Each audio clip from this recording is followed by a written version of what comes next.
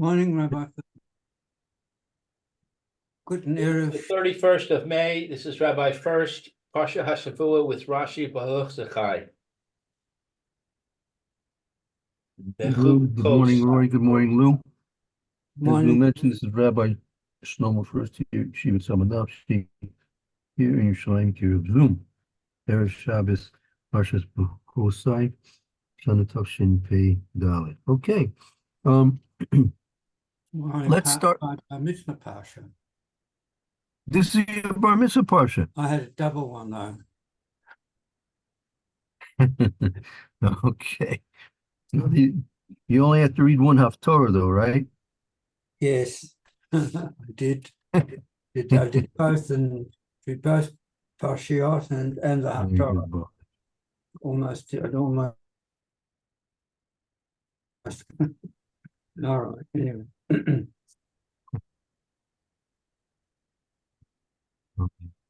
Okay. So let's see. I'll start with the very beginning with the Parsha. It's very important Rashi at the very beginning of the Parsha. Worth concentrating on that as much as we possibly can. It's actually going to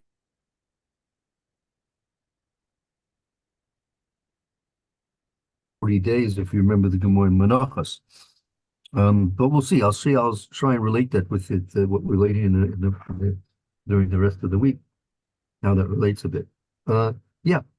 So who would like to read the first pasuk, and then we'll go into the Rashi there, if you like. I suppose I have to. All right. Im Bechukosai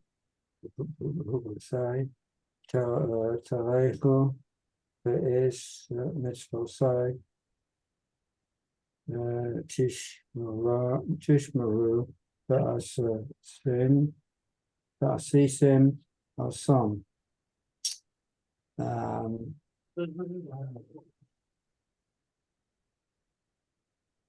All right, and you shall what is this 20s?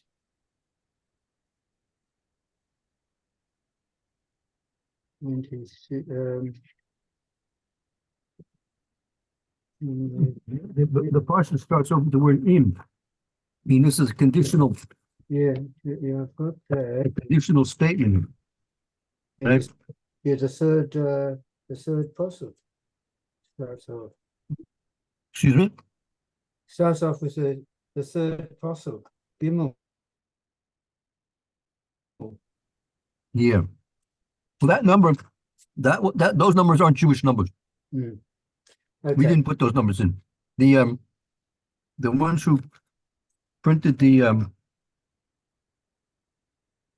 Israel, and usually at the at the command of the non-Jewish clergy, they put those numbers in. Okay. If you walk in my ordinances and keep my commandments and do them,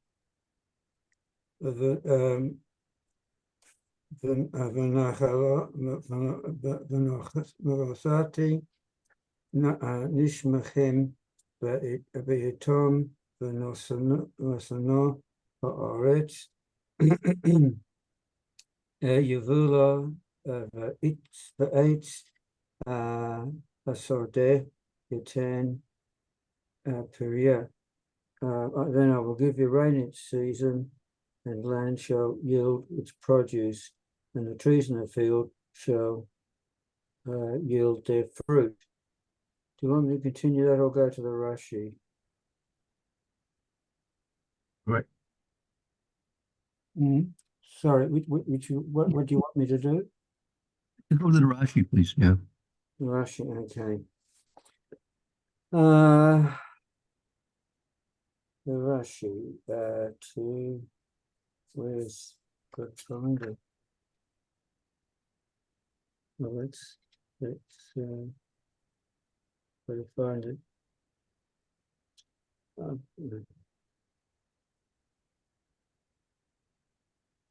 Oh, it's 2 years.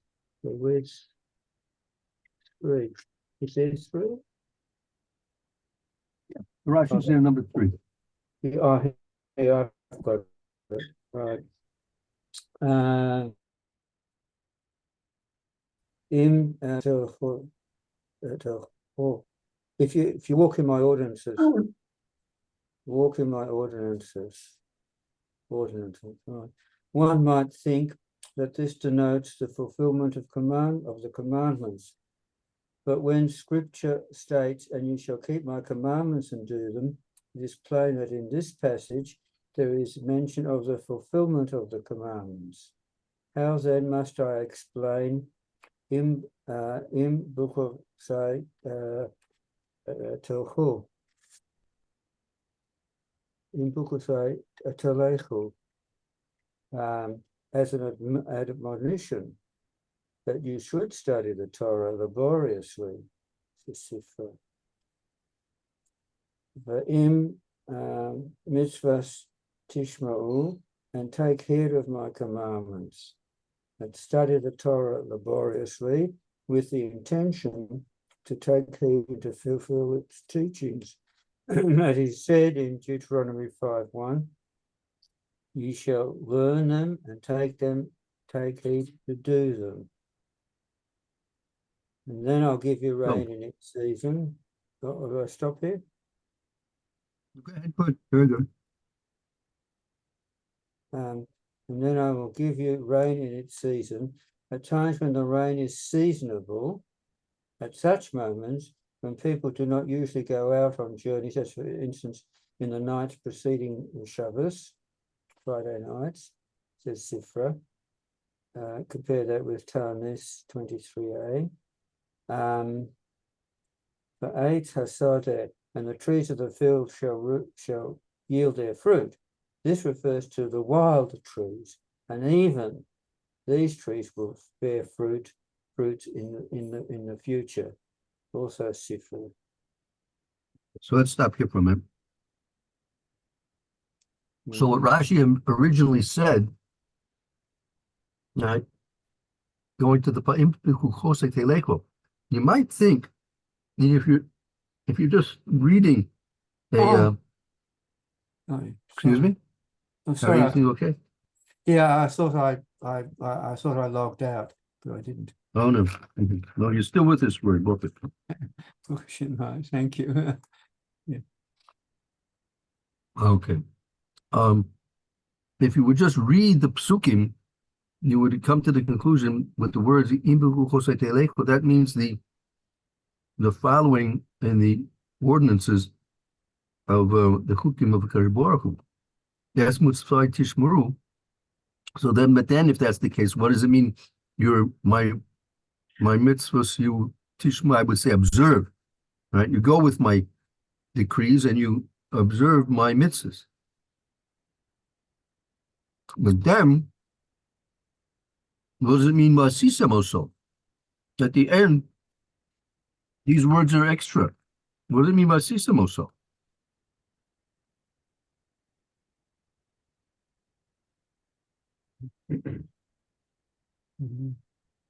So this is Rashi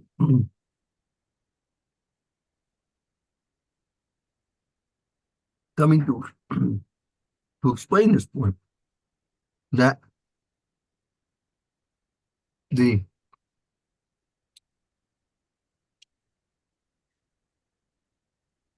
Bechukosai Telechu, that is that you are mailing the Torah, that you are mailing, you're putting forth efforts in Torah.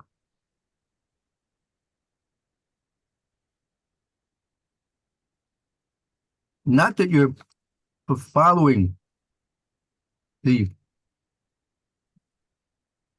dictates of the Torah, but you're learning about, you're mailing in Torah. You're putting forth efforts to understand the Torah. That's not learning. Usually a mailing b'Torah is a reference to learning of Torah.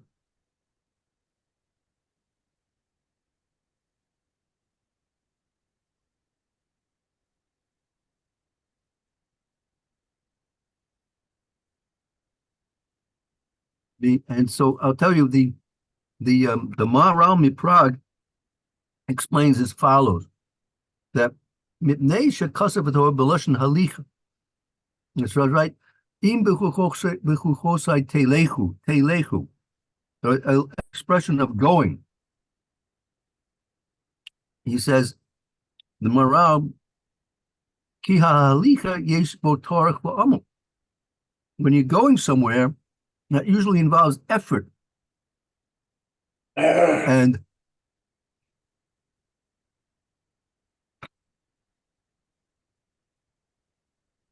trouble, right? You have to, when a person is going somewhere, he has to put forth efforts and exertion, right? So that's what the halicha, going, the fact that Torah is usually a lesson of going, that connotates that there's something involving tircha, exertion, v'amol, and effort. And that, what is that? That's learning Torah.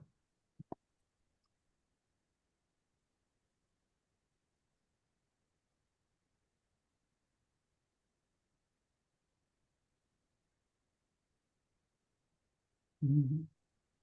Mhm.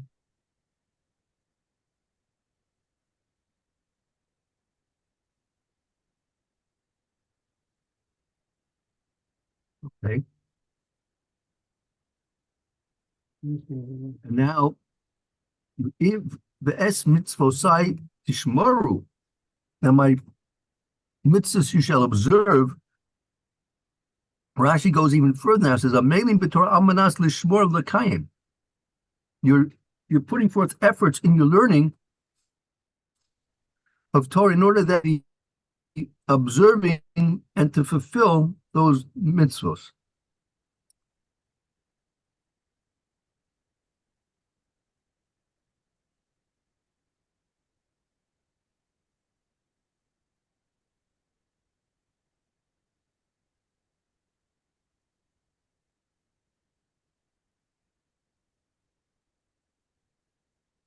And why is it a reference to Shmira?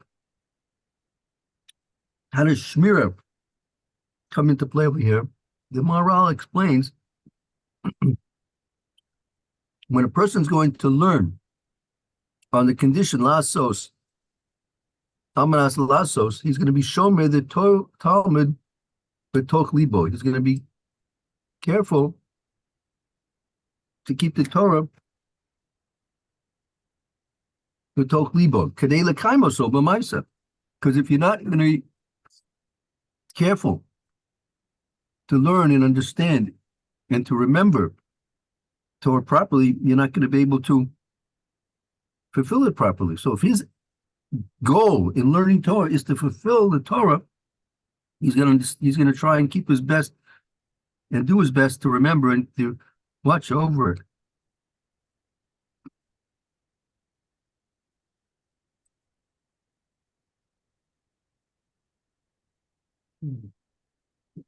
Let's go on. Let's go on to the next passage.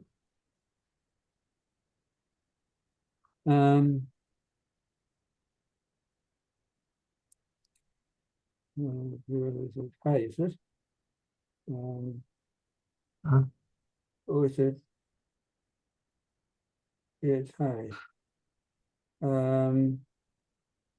V'hisig lachem gayish es batzar uvotzir yosir es zara v'achal ten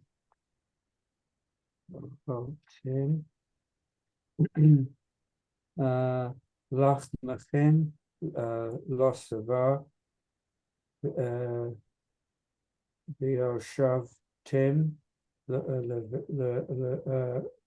levetach v'artzachem.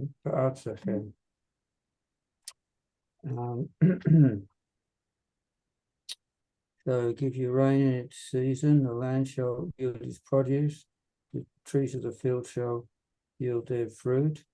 I don't think I actually did read that before. Anyway, so the land shall yield its produce, the trees of the field shall yield their fruit. Oh, that's tough. Teaching. And your threshing shall reach unto the vintage, and the vintage shall reach unto sowing time, and you shall eat your bread to the full and abide in your land safely.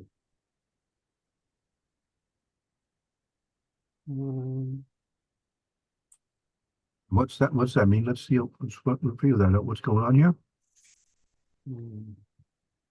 It sounds like an idyllic farming life.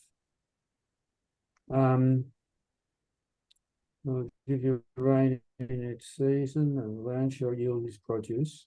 So what's the difference between the land yielding its produce and the trees of the field shall yield their fruit? Because that's the land yielding their produce as well, is it, or not? Usually, in general, you're right. Right? In general, you're right.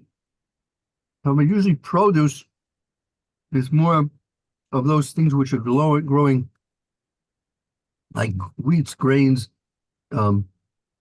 kidneys, vegetables, those type of things. Mm-hmm. Fruit is also generally considered to be produce as well. But produce is usually more vegetables and such like that.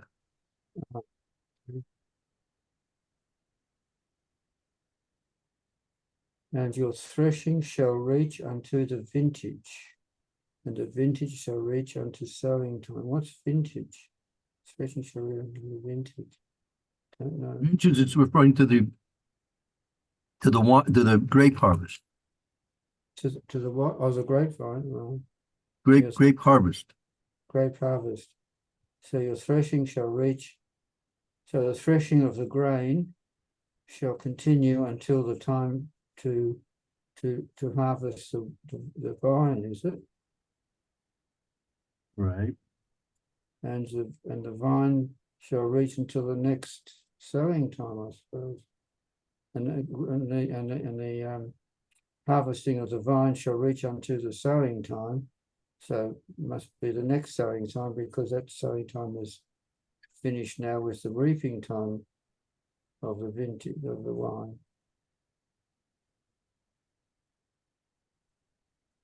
I don't know if that's Bothers me a little bit. Bothers me a little bit. Sounds like you're going to be busy all the time. Mm-hmm. That doesn't sound like you have too much time to learn. I was just actually thinking that precise point. Oh, Yeah. very good. So what are we going to say about that?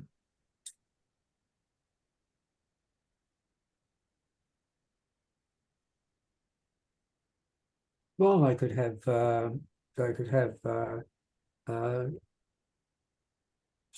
change your shifts. Be plenty of work. Yeah, you're going to be plenty of work. Why can't we have a little work and a lot of produce? And what's not much fun having to work so hard around the clock, like we're working all the time. Mm. Yeah. Well, if you're doing shift work, if someone does in the afternoon and someone does in the morning and someone does in the afternoon, then those who do it in the morning can learn in the afternoon and vice versa.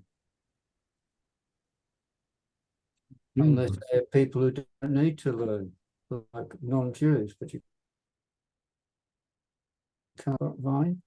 And yeah, the women can also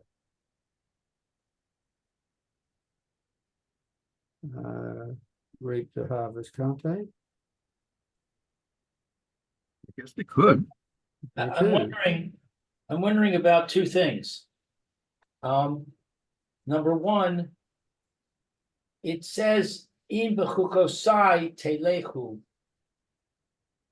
And in the same pasuk, it talks about what Rashi describes as being involved in learning Torah. And I'm wondering, is there a connection between the idea of a chok and toiling in Torah? And if that Yeah, somehow, well, definite. Yeah. if that somehow What- relates to the conundrum we're talking about. And then the second point is, if you're already toiling in Torah, then I'm going to give you this bonus, this boon of the harvest. So we're saying that you're not going to be able to learn Torah, but because you're so busy, but you're already learning Torah extensively. And how does that work? Look at Moshe Rabbeinu. Look what was on his plate all day, every day, except Shabbos. Not that we're able to, I suppose, keep up with him, but still. You understand?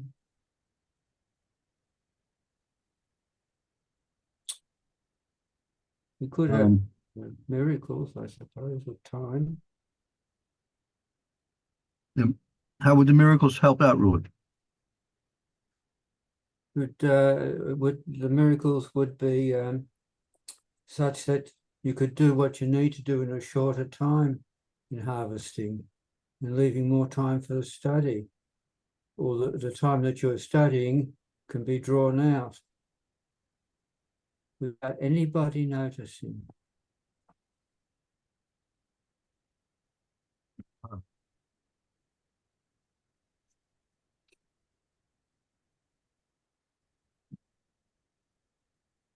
Or you could pack into 5 minutes what you'd pack into half an hour or an hour.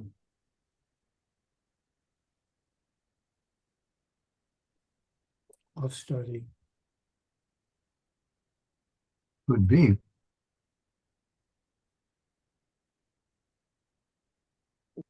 Right.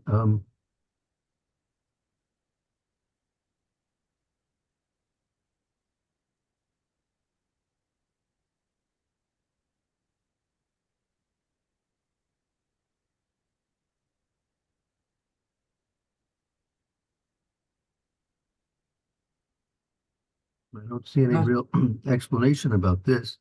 Yeah. Is Rashi, does Rashi come to our rescue? I haven't looked.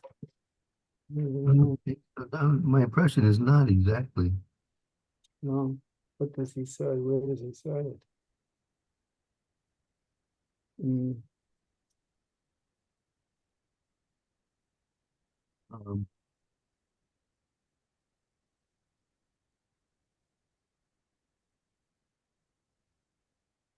Could it be that yeah, not exactly clear.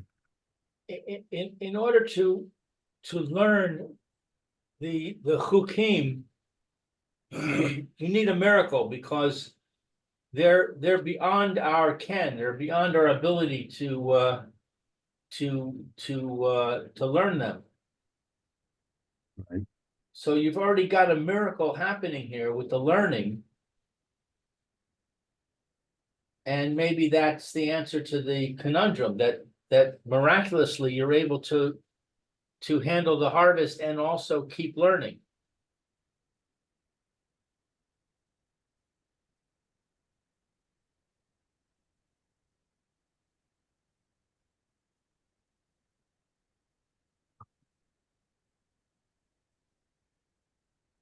Could be.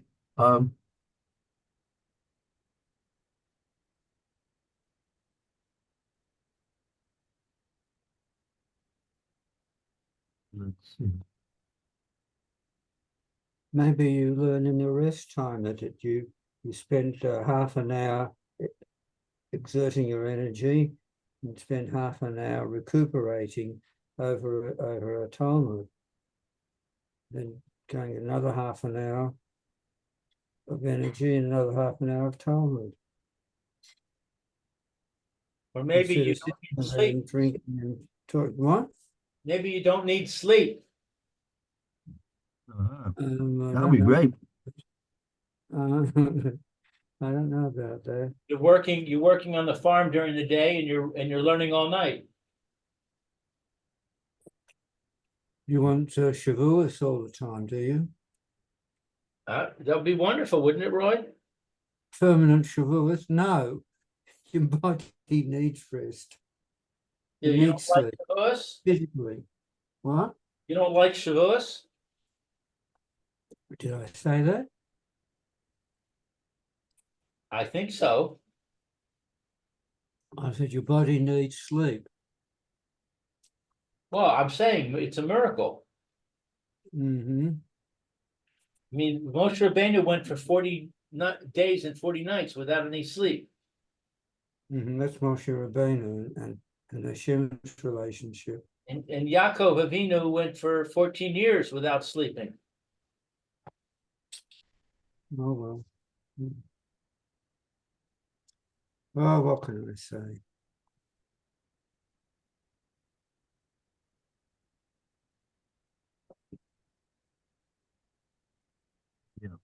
Um, What are you like after one night without sleep? I'm a basket case, even if I do sleep. all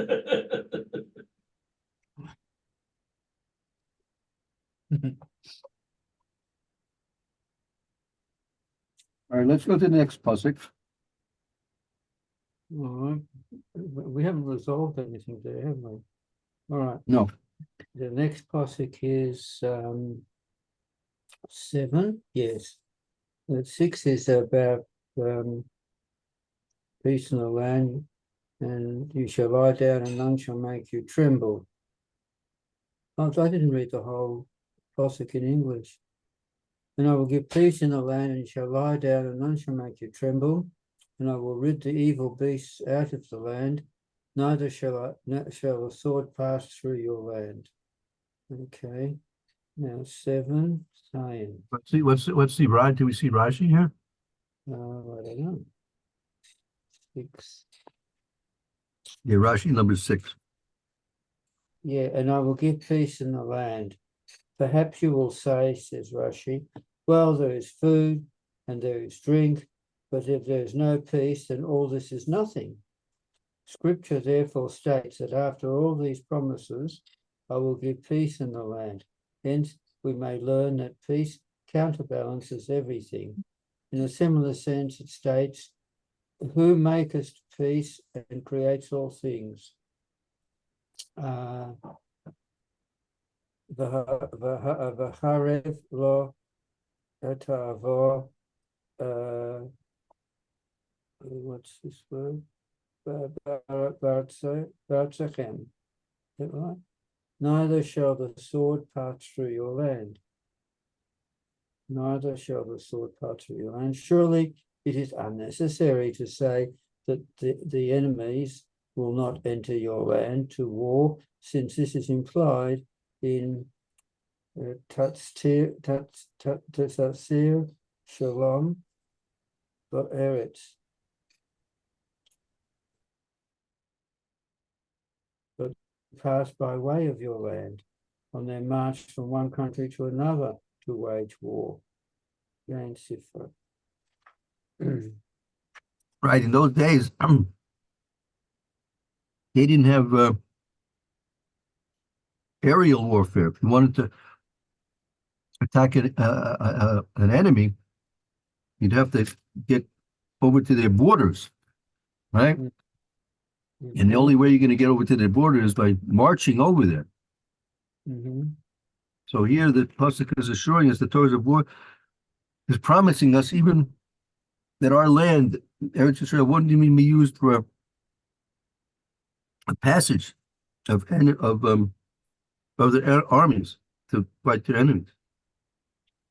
So we'll be passive instruments of peace. That's right. Very complicated. The politics can get very complicated. If let's say the king of Assyria knows that the Egyptians are on the march against him, so he'll say to the king of Israel, listen, if you don't stop them, from passing through your land to come to attack me, then I'll assume that you're an ally of theirs, and I'll attack you. Hmm.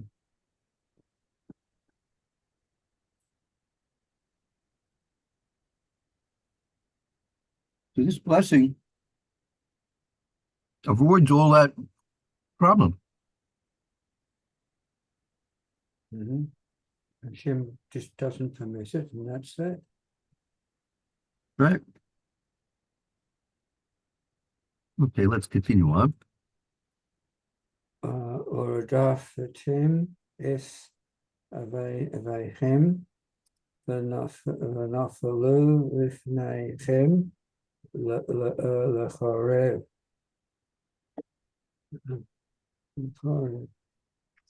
Seven.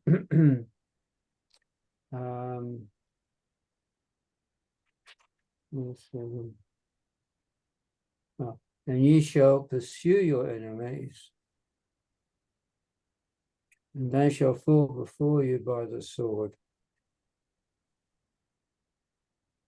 So, even though they won't enter our land, they'll still be our enemies.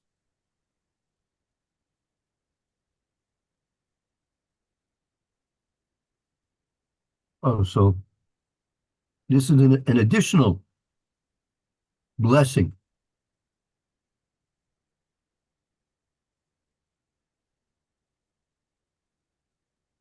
If our enemies, how do they show that they're our enemies unless they maybe they stop trade or something because they don't enter our land?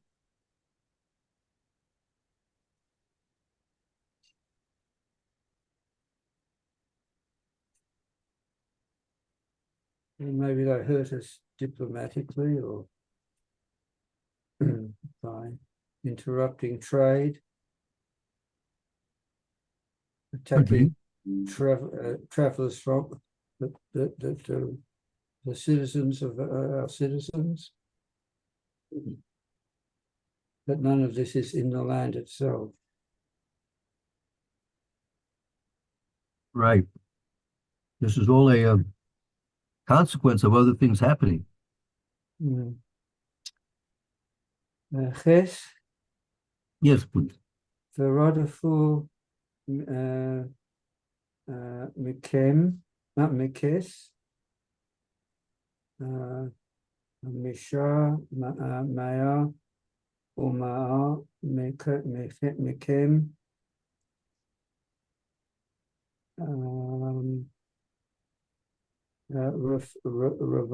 Revava, the year de Pu, the Nafalu, Avechem, Bifneichem, Lechorev. And 5 of you shall pursue 100, and 100 of you shall pursue 10,000, and your enemy shall fall before you by the sword. Ufa nisim elechem v'hip reisi esechem v'hir beisi esechem v'hakib Kimosi es berisi etechem. For I will turn unto you and make you fruitful and multiply you and establish my covenant with you. Oh, That's strange.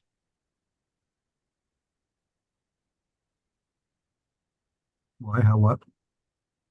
We were talking about killing our enemies and being able to do this. And it seems that the reason for that is put Pasuk 9. For I will turn unto you and make you fruitful and multiply you and establish my covenant with you.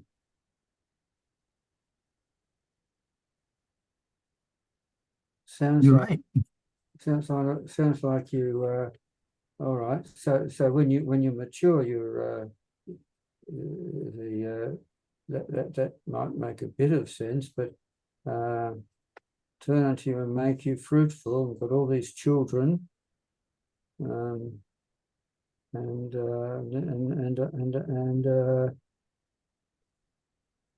you're saying, Right, that's it's going to be multiple. He wants us to be fruitful and multiply, correct?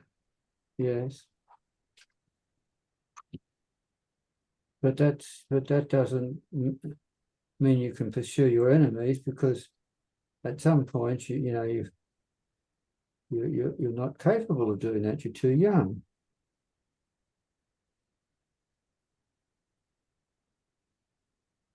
You have to grow up. You've got to be about what, 17, 18, I suppose, in those days. Be in the army.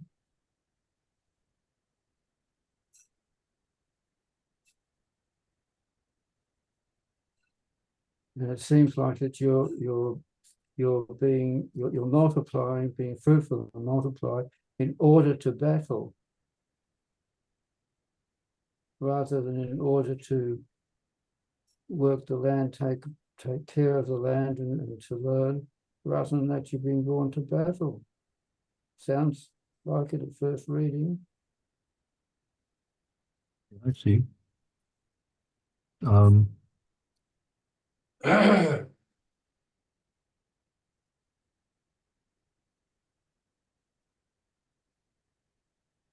wondering why it's putting such a strong emphasis on the reward being that we are more strongly immersed in the physical world. We're learning in our share with you, Rabbi, that we're supposed to be removing ourselves from the physical world, but increasing, having more children and having more harvests, and having to manage the storehouses because they're so full with the old produce and the new produce. All this stuff seems to be saying that the goal is to be involved in the physical world more.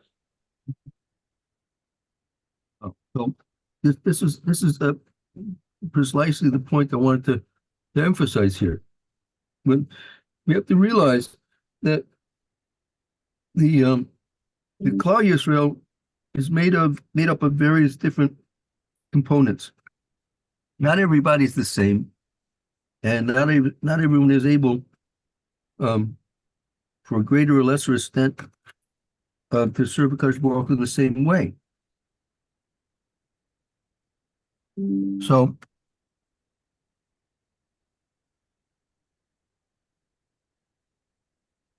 there are basically four types of people within Klal Yisrael. And that, as you remember, probably, that's represented by the four species of the mitzvah of lulav and esrog, hadass, and baravos. Right? That you have the four species. And so, for example, esrog. Esrog represents the Talmidei Chachamim, the leaders of the people, the people who are very close to Hakadosh Baruch Hu. Yeah, as the Medrash says, just as the esrog has reach, smell, and tam, and taste, those learners, those people who are learning Torah, the Talmidei Chachamim, they have reach and tam, they have smell, and they have taste, meaning they have Torah and mitzvahs. They have Torah and mitzvahs. Right? Then you have people on a less level that as the Tama, the Hadas, the lulav rather, the lulav, that has tam because it has the dates attached to the tree, but it doesn't have any reach, doesn't have any smell. Those are people who do learn, but they don't do mitzvahs to complicate and to complement their Torah learning. Then we have another category represented by the hadas. They have smell, they have reach, but they have no tam, no flavor.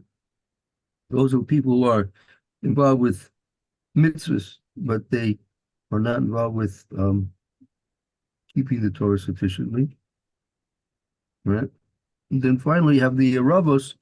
They have no tam and they have no reach. They have no smell and they have no deeds. And that's like the Ravos. So within this medrash, you see you have four kinds of different people, classifications of Jews in the world. So I think all these psukim are really specific and related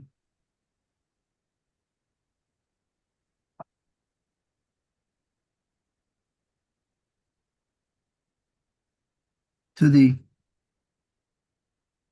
psukim we have here, related to the keeping of the Torah, watching over Torah, being observant of the Torah. So you have these four categories, and it fits into these psukim that those things which are relevant to one group are not so relevant to the other groups.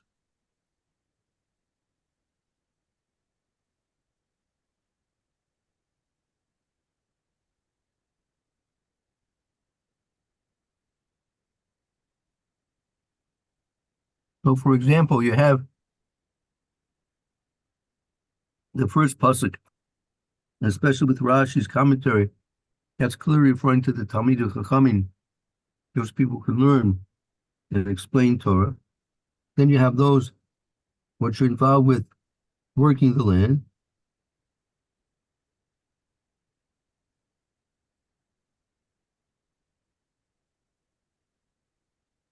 You have all the different foods which are given, the brachas which are given. You have your food, so that's giving to other people who they're interested in fulfilling the mitzvahs, right? They're fulfilling the mitzvahs, not so interested in learning. So they'll have their food, they'll have the produce. They need the produce to fulfill the mitzvahs.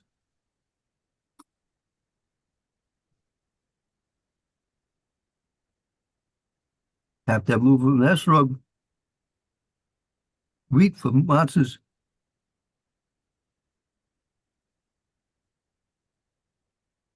Then you have others that are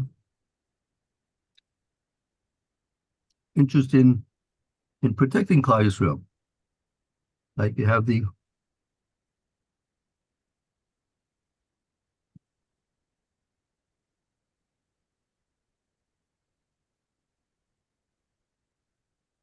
hadas, shaped like eyes, like people who are watching out for us.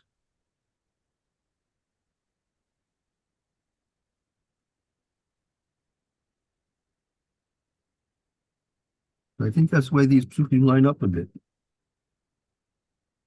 So they're really relating to the four different categories of Jews that you have according to the way Hashem set it out.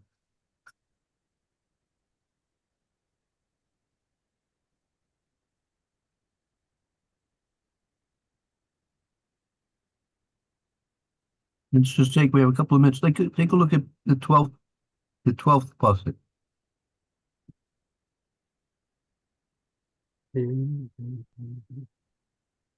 Oh, your face. And I will walk among you, for his Horaci, the Sarchefim, the Hayai Se Lachem, Velohim, va'atem to you le'aron, and I will walk among you, and will be your God, and ye shall be my people. Ani Hashem Elohim, Asher Yotzi Esechem, Eretz Yisrael, Yas Vachem Elohim, Va'ashavubo Matos Elohim, Va'alach Esechem Kamamiels. I am eternal, your God, who brought you forth out of the land of Egypt, that you should not be their servants, and I have broken the hands of your yoke and made you upright. Very good.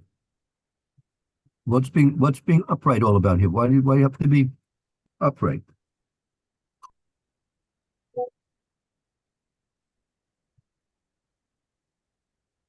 What does upright mean? Well, from the land of Egypt, we weren't upright physically. We bent down with the loads. But in the hands of your yoke.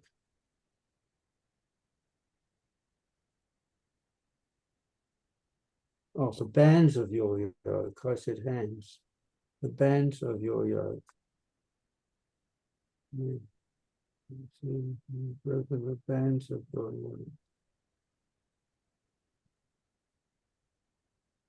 Okay. I guess that'll be taking us to the next step, Mitzvah. Kamios. Kamazakufas. The question, what's so important that we are standing up upright?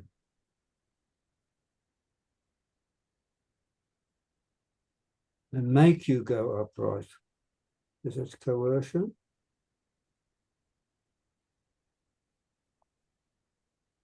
I'm not sure. No, I don't think it's a coercion.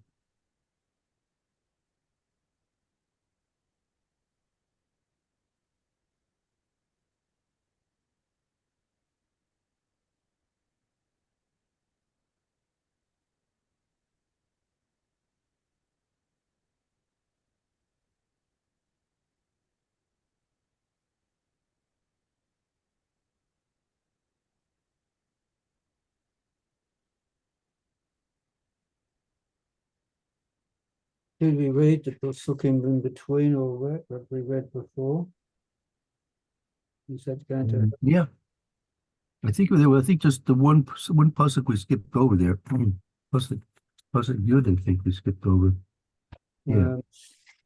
Good, Alan. Yud Aleph. Okay, Yud. Yud. I'll read Yud. I don't think we read Yud. Va'achaltim Yoshan Noshan v'Yoshor Mipnei Chodesh Tatziyu 11 V'nosati Mishkoni V'sochechem V'lo Tig'el Nafshi Esachem. And then the Vahisa Alechti V'sochechem, etc. And that means what? After the 5 of you shall pursue 100, and 100 shall pursue 10,000 enemies shall fall before your sword. For I will turn unto you and make you fruitful and multiply you, establish my covenant with you, and you shall eat store of former years, Right. and bring forth that of former years because of the new. And I will set my dwelling amongst you, and my soul shall not loathe you. I will walk among you, and I will be your God, and you shall be my people. I am the eternal your God, who brought you forth out of the land of Egypt, that you should not be their servants, and I have broken the bands of your yoke, and make you go upright.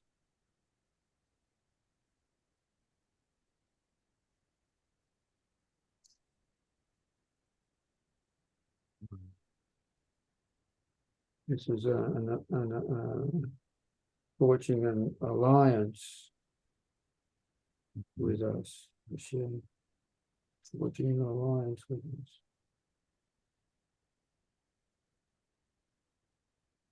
Okay.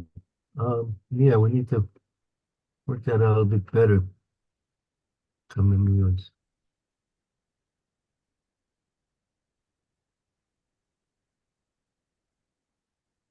Yeah, they say that come there, still come to the Kufa, come Miyus, they're going to be standing upright without fear, without worry.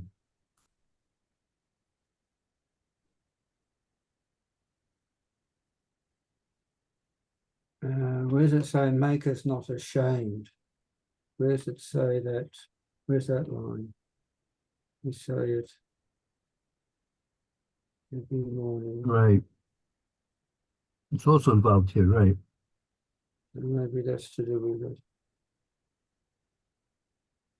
I don't think Rabbi Levitt will be on at the moment, but be on soon, I think. Yeah, I guess maybe we should stop. Okay. Some work to do here. A little bit of understanding. Fine. All right. Thank you both. Thank you. Thank you, Rabbi. And have both a wonderful Shabbos, and hope to see you again in the beginning of next week. Amen. Shabbos. Goyak, Roy. Thank you, Roy. Very good, very nice. Appreciate it. All right, Jim. Be well, each of you with your families, and Amen. Amen.